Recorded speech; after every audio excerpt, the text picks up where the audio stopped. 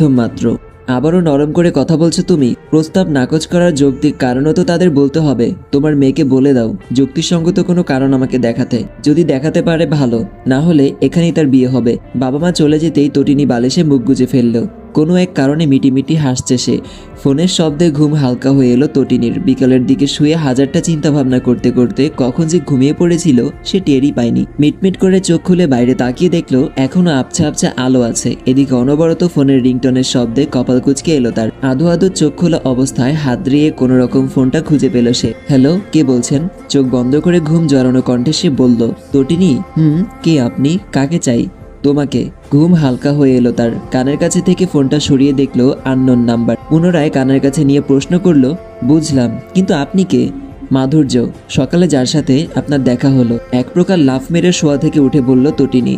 বুক ধুকধুক করছে তার। এক নিমিষে যেন ঘুম সম্পূর্ণ কেটে গেল। হাত দিয়ে চুলগুলো কোনো রকম ঠিক করে শুকনো ঢোক গিলে বলল, মাধুর্য, আপনি হঠাৎ ফোন করলেন যে? বিরক্ত করলাম বুঝি? ব্যস্ত ছিলেন? না না, সেরকম কিছু নয়, একটু চোখ লেগে এসেছিল এই আর কি। তাহলে তো আপনার ঘুমের ব্যাঘাত ঘটালাম। কোনো সমস্যা নেই, কিছুক্ষণ পর এমনিতেই উঠে যেতাম। হঠাৎ ফোন করার কারণ? মায়ের থেকে শুনলাম আপনি নাকি আমাকে বিয়ে করতে রাজি না। কারণটা কি জানতে পারি? চুপ হয়ে গেল তটিনী। সে আশা করেনি মাধুর্য এত তাড়াতাড়ি তাকে ফোন করে কারণ জানতে চাইবে। কথা সাজাতে লাগলো সে। তটিনী আছেন? হ্যাঁ, আসলে কয়েক ঘন্টার পরিচয় তো কাউকে জীবনসঙ্গী হিসেবে নির্বাচন করা যায় না। বিয়ে একটা স্থায়ী সম্পর্ক। যার সাথে বিবাহ বন্ধনে আবদ্ধ হব তার সাথে সারা জীবন থাকতে চাই আমি। তাই কয়েক ঘন্টার পরিচয় আমার পক্ষে সম্ভব না। তার দোষগুণ সব নজরে আনা। আমি এরকম কারোর সাথে নিজের জীবন অতিবাহিত করতে চাই যার সাথে আমার চিন্তা ধারণা মিলবে। আমার মনে হয়নি আপনার সাথে আমার কোনো কিছুর মিল হবে। কথাগুলো বলার সময় অনেক কষ্টে তটিনী নিজের হাসি নিয়ন্ত্রণ করে রেখেছে। ও, বুঝতে পেরেছি। আচ্ছা, আজ রাখি, পরে কথা হবে।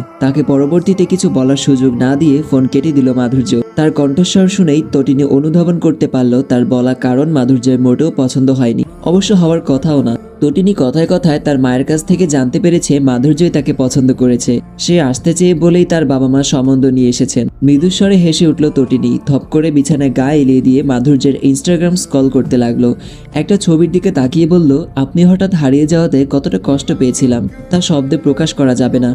জীবনে কাউকে প্রথম এতটা পরিমাণ ভালো লেগেছিল, আর তা জানানোর আগেই সে হারিয়ে গেল। এতগুলো বছর আমি জ্বলে পুড়ে ছাই হয়ে গিয়েছিলাম। এবার আপনার হওয়ার পালা। আপনাকে আমি এত সহজে ধরা দেব না। আকাশ থাকা সাদা মেঘের মতো আমি আপনার সামনেই থাকবো, তবে চাইলেও আপনি ছুতে পারবেন না। আমি ধরা দেব তবে আপনি বিরহের অনলে দগ্ধ হওয়ার পর।